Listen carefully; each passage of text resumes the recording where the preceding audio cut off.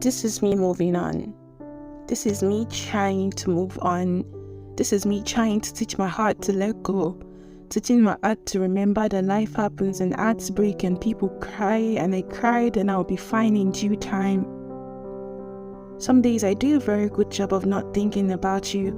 Some days I imagine that if not thinking of you was a job I had to do, I'd be fired immediately because of how badly I would perform. I'll think about you in the morning and in the afternoon when having my first meal of the day. My stomach will rumble and I'll catch myself smiling and remembering all the fights we had because I never ate early.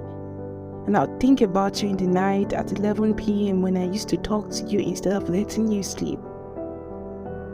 This is me trying to move on. These days, I don't really glance at your office when I walk by. I don't go through our old messages as frequently anymore.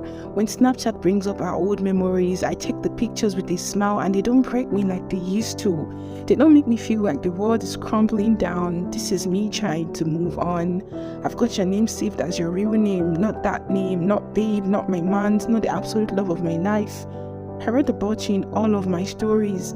Even when I'm not trying to write about you, bits of you sneak into my stories and make themselves a home. Your memories have the audacity to create a home in my stories, and most days I don't mind. It reminds me that I loved you deeply, fiercely. Don't ask me why I'm using the past tense, especially when I still haven't unloved you yet.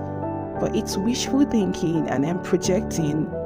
I'm astral projecting and seeing myself in a future where you no longer own a goddamn condo and an entire island and a continent in my heart.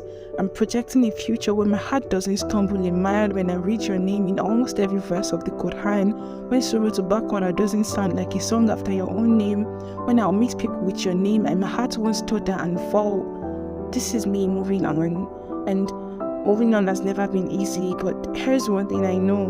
Moving on and getting over you is a course that I sure as hell don't plan on failing.